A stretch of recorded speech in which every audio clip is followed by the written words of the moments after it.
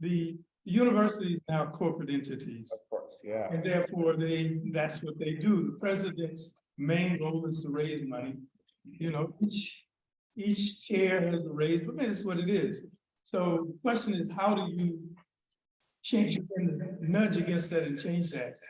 And so that's, we could use that, and we could use this as a means to say, well, look, we need to get some resources so that the experimental college can bring in people like Thomas Theda and others and pay them to Lead a seminar. Lead a seminar, maybe. Yeah, we do that. So that even that would be an opening. Those are the kinds of things that at the nickel and dime level can are possible. I mean, my thing is it's taken us at least 3 years to get to this setting. 3 years. Because it took Nathan Hare 50 years to have his name spoken. So that's where we are. So we have a lot of work to do. So you go to this list of, if you we'll just scroll through this list of folks. Tell us a story, yeah. That's Jerry Venato on the right. Jerry, it's not Venato. I call him Venato. But Jerry Venato presented that 2 years ago. That's the two of us grinning. But Jerry is the guy who was here before the Negro Students Association and right through the strike. And he was like a leader. That's E.C. Williams, Judy Juanita, who's now teaching at Berkeley, but she's also a grade writer. There's Ron Bridgeforth, who was in hiding for 40 years because of his work. And Joanne, that's Joanne Mitchell Stringer, that's the lady who came and tapped me on the shoulder and say, you know, you just need to stop talking to these white radical students and come over here and talk to us. And he said, well, she and Vanetta McGee, you folks have never heard of Vanetta McGee? This is incredible when you first time who Vanetta McGee is. Thomasina Bushrod. She's one of the great of the 70s, along with the guy mentioned Oscar Williams. Now that's Sonia Sanchez, who's now won all the poetry awards. She's an icon in poetry. She had not published. Before she came to San Francisco State. Cynthia Washington was the band sister in Southwest Georgia in Snake. She was terrible. She and the sister House. What's her sister's name? Gloria. Yeah, Gloria House. There were two women who were just outrageous. Walk right up to the sheriff, slap the sheriff upside the head. But we brought her out, and because what was happening is the Black women were struggling with the hair questions Black women do. All women do, I guess, I don't know, that's y'all's program. But she came because she had a natural. And the sisters wanted to know if they would still be attracted to men if they were natural. And she said, hell, the first person you have to be attracted to is to yourself. And if you can cut that corner, the rest of the corners are already cut. Oh, she was terrible. Anyway, that's Cynthia Washington. I loved it. That's George. Y'all know George Murray, who became this is him, as I really do believe, is he's I think he's teaching an English course here. 50% of the students in our classes, I keep saying to you, were non-Black, because we didn't have to bar, we weren't afraid of white folks. We had students, we had built, our thing was to build students' confidence, information and confidence was a mantra. So you could have these things. This guy turned out to be a great teacher right out of the Church of God in Christ, fundamentalist Black church. And he was the guy who was the first militant preacher, great actor, but also became the Minister of Education for the Black Panther Party. Excuse me, Dr. Garrett, who's the first minister of education? I'm not, that was somebody who was underground. It was one of the founders. Excuse me, Dr. Garrett, do you notice that he's teaching on Black nationalism, the names behind him in the first program? Marcus Garvey, Malcolm X, Dr. Carmichael, do you notice the book he's holding? huh? Do you notice the book he's holding? No, I don't. The autobiography of Malcolm X. Who? The autobiography of Malcolm X. So all I'm saying is but your class for that, he's a detailed, anyway, let's go on. He's gonna, you want detail. Belva Davis, very quickly, Belva Davis on the left, she became an icon, radio, television news commentator. Meeting of the Associated Students 30, 40 years. Go ahead. Legislature here at San Francisco State College was a highly tensed one. The meeting room was filled to capacity for a vote as to whether the Associated Students should continue financial support of the All Negro Black Students Union project of Black communications. The project is headed by poet Leroy Jones. That's me. That's me. That's Murray. And in the background is Jerry Donovan. That's Billy Stewart Jackson. It's my contention that a university has no real moral basis for existence unless it is there to refine experience in the communities at large, whether they be white communities or Black communities. The university is supposed to refine that experience. It's supposed to analyze that experience and show it to the light of reason so that each man may benefit by it. Now, we all know, for instance, that Black people, the majority of them, cannot go to college. If they could, we wouldn't have to go through this kind of inquisition because the program would be passed easily. You see, you read from the script. But Belva Davis, the Black student unions, whenever somebody, news people come on campus, all white men, who were all the reporters, the TV, the guys with the cameras, all white. And we passed an edict that the next time they come on, all white men come on the campus, crew, we're gonna run them off. And we said, they said, well, we'll send over, we got the stringer who's a Black male, and it was a Black woman.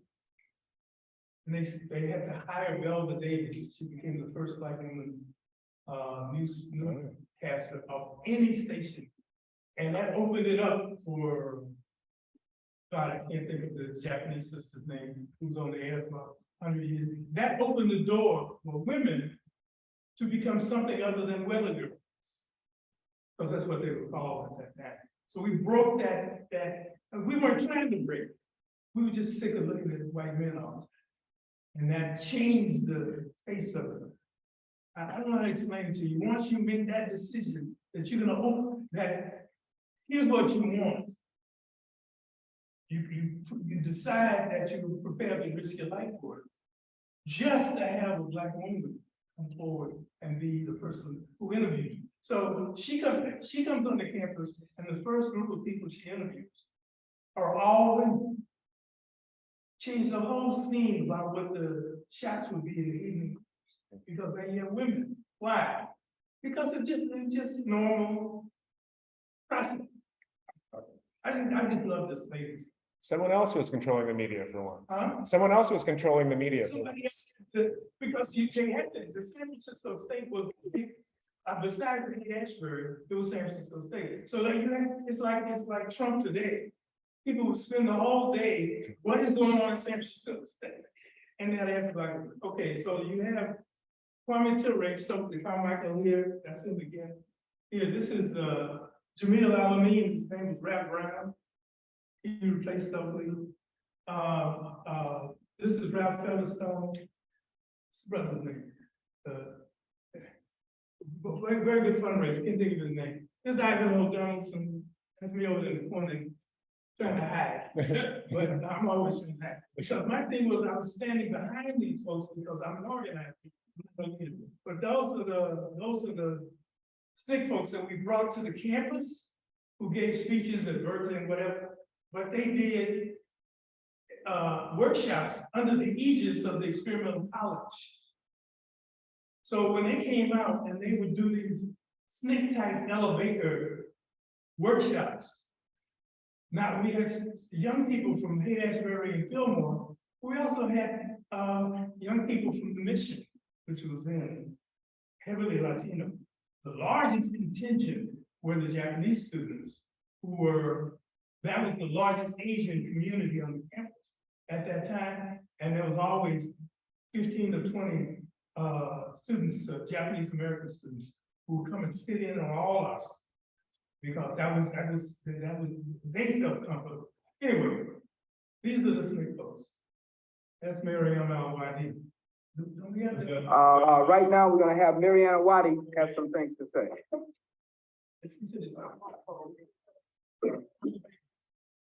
I don't know if you get all of what I have to say, but as a Black mother and a Black woman, I feel education has a dual role.